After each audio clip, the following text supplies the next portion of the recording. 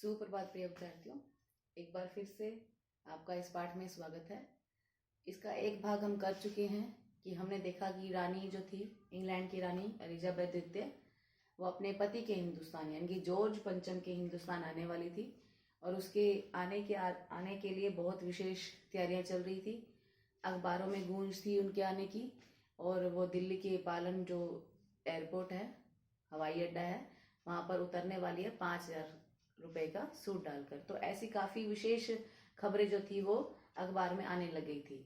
परंतु दिल्ली के कायापलट के साथ साथ दिल्ली के लिए एक बड़ी मुसीबत भी बन गई थी। सॉरी,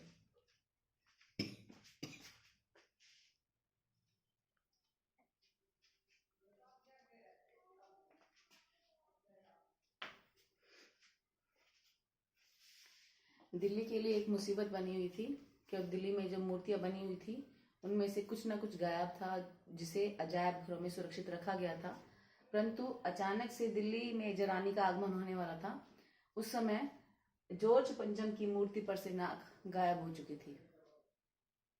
अब दिल्ली में सब कुछ था, नाक नहीं थी। इसका अर्थ मैंने आपको बताया था कि इस नाक के दो अर्थ हैं। एक तो जॉर्ज पंचम की मूर्ति पर से नाक नहीं थी और दूसरा दिल्ली में आत्मसम्मान की कमी थी।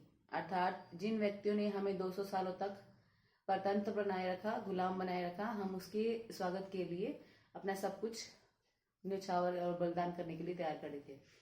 अब दिल्ली के लिए मुसीबत थी, जॉर्ज पंचम की मूर्ति पर नाक नहीं थी। अब सब कुछ करने के बाद अगर उसके पति की मूर्ति यानी कि रानी के पति की मूर्ति इनकम्प्लीट हो, कंप्लीट नहीं हो, पूरी नहीं हो, तो दिल्ली के लिए इज्जत का सवाल बन चुका था, आत्मसम्मान का सवाल बन चुका था, मान सम्मान का सवाल बन चुका था। तो अब मूर्ति पर नाक लगाने की योजना बनाई जाने लगी। जो सरकारी अफसर थे उन्होंने मीटिंगें बुलाई, खैर खवाओं की मीटिंगें बुलाई गई, सभाएं बुलाई गई, परामर्श सुझाव दिए गए, परंतु कोई भी हल नहीं निकला था। अचानक से एक हल निकाला गया, मूर्तिकार का आगमन, यानी कि मूर्तिकार को बुलाया गया। यानी कि जॉर्ज पंचम की मूर्ति पर नाक लगाने के लिए उन्होंने काफी मीटिंग बुलाई, सभाएं की, सुझाव दिए, परामर्श दिए, मशवरे लिए, परंतु सब कुछ करने के बाद भी ये मसला हल नहीं हो रहा था। अंत में निर्णय लिया गया कि मूर्तिकार को बुलाया गया, कि मूर्तिकार मूर्ति बनाने वाला, अर्थात जॉर्ज पंचम की मूर्ति पर वो दोबारा से एक नाक बनाएगा और वहां पर लगाया जाएगा, उस नाक को लगाया जाएगा। यह निर्णय लिया गया। तो निर्णय के अनुसार मूर्तिकार को बुलाया गया। मूर्तिकार ने जब देखा कि सभी के चेहरे उतरे हुए हैं, उदास हैं, बदहवास से हैं, तो अचानक से उसकी आंख से भी आंसू निकल गए। अब वो मूर्तिकार कैसे था? पैसे से लाचार था। यहाँ मैं एक बात विशेष रूप से बताना चाहूंगी। एक मूर्तिकार पहले भी आपके पाठ्यक्रम में आ चुका है। वो मूर्तिकार कौन है? नेताजी सुभाष चंद्र की मूर्ति बनाने वाला। उसने नेताजी सुभाष चंद्र की मूर्ति बनाई थी, परंतु वो चश्मा बनाना भूल गया था। परंतु ये मूर्तिकार कौन है? जो जॉर्ज पंचम की मूर्ति पर नाक लगाएगा, जो नाक हट गई है उस नाक को लगाएगा। अब मूर्तिकार को बुलाया गया। उन्होंने, उस मूर्तिकार ने क्या किया? क्योंकि वो पैसे से लाचार था। पैसे से लाचार का मतलब होता है कि वो निर्धन था, गरीब था। उसने सबके चेहरे देखे, सब बदहवास थे, उदास से थे, दुखी थे, चेहरे उतरे हुए थे सबके। तो उसने, उसकी आंखों से भी अचानक आंसू गिरने लगे। अब उन्होंने क्या किया कि मूर्तिकार को आदेश दिया गया कि इस जॉर्ज पंचम की मूर्ति पर नाक लगानी है। मूर्तिकार ने बड़े ही विश्वास के साथ कह दिया कि नाक लग जाएगी। अब उसने कुछ सुझाव दिए आगे कि मूर्तिकार जो था उसने सुझाव दिए। तो मूर्तिकार ने कहा कि मैं नाक तो लगा दूंगा, परंतु इससे पहले मुझे पता होना चाहिए कि वो जो मूर्ति है वो किस पत्थर की बनी है, किस पत्थर की बनी है, अर्थात उस पत्थर से तराश कर वो नाक जो थी वहां पे लगाई जानी थी। तो मूर्तिकार ने क्या क्या जो सुझाए गए कदम थे, क्या क्या उपाय उन्हें बताए, उनमें से पहला क्या है?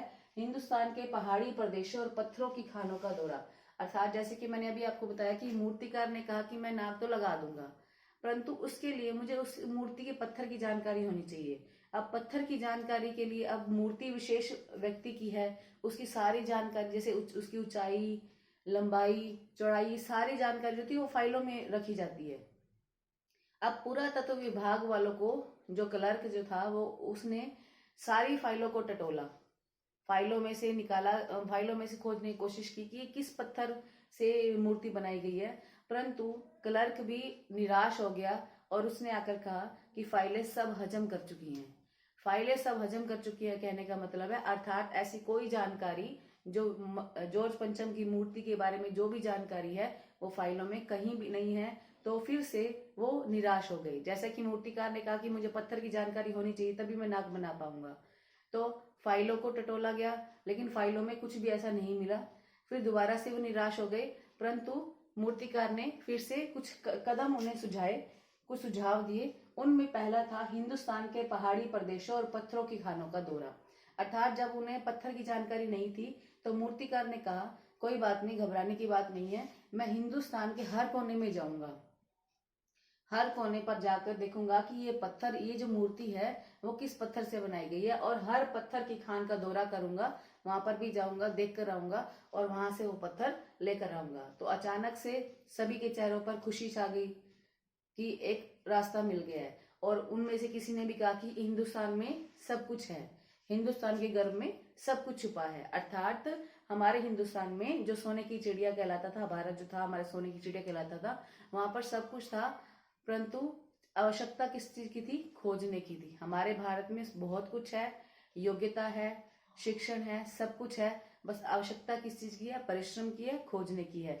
तो उन्होंने मूर्तिकार ने पहला कदम क्या सुझाया कि अगर तुम्हारे पास पत्थर की जानकारी नहीं है तो मैं क्या करूंगा, हिंदुस्तान के पहाड़ी प्रदेश यानी कि जहां पर पत्थर मिल सकता है उन प्रदेशों की और पत्थरों की खानों का दौरा करूंगा।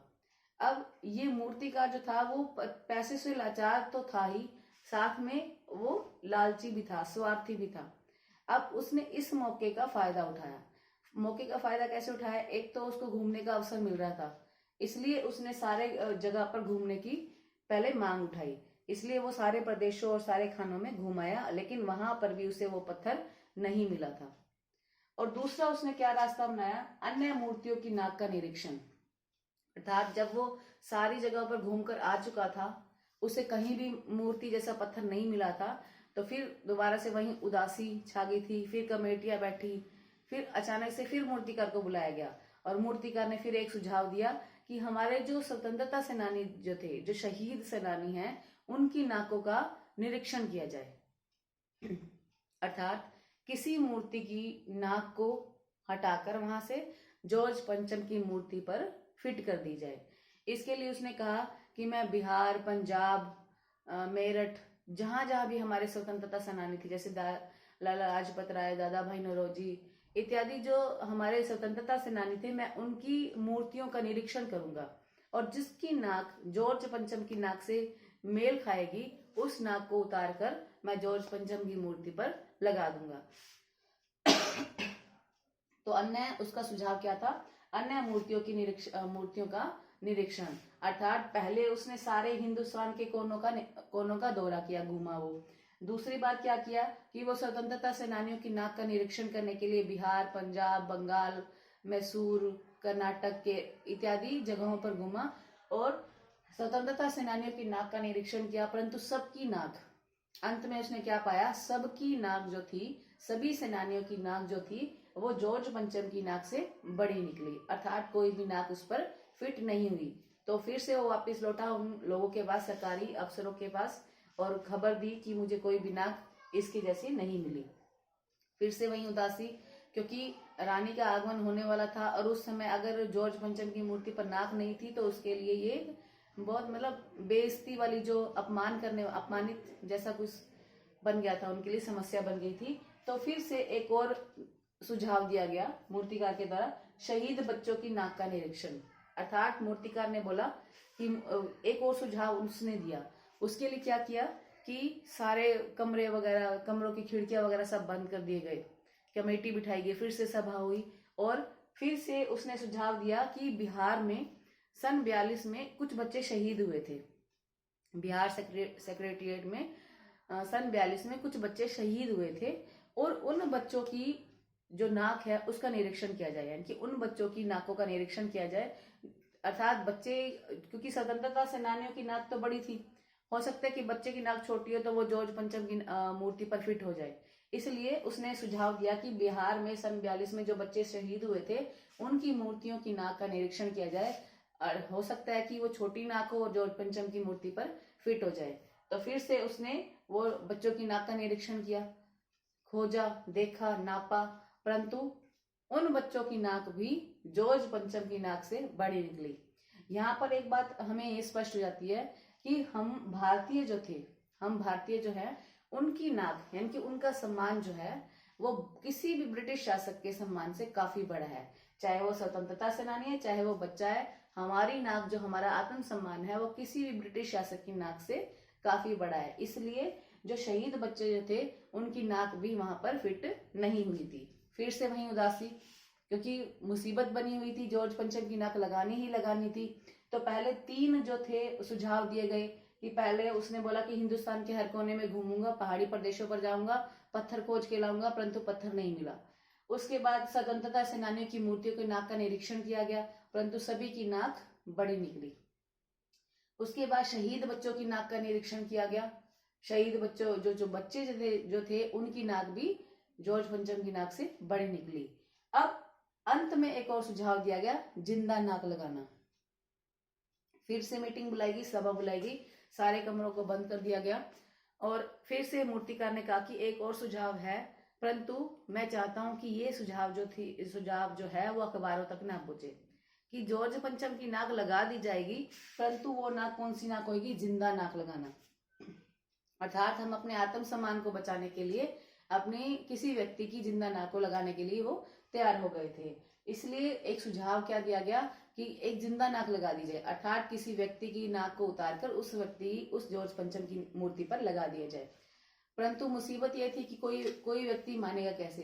तो इसलिए उसने मूर्तिकार ने आश्वासन दिया कि ये काम मुझ पर छोड़ दो, कि मैं 40 करोड़ जो लोग हैं उनमें से कोई ना कोई व्यक्ति ढूंढ निकालूंगा और उसकी जिंदा नाक जो थी वहां पर मूर्ति पर फिट कर दूंगा। और अंत में यही हुआ कि जॉर्ज पंचम की मूर्ति पर नाक लगा दी गई, जॉर्ज पंचम की जिंदा नाक लगाई गई।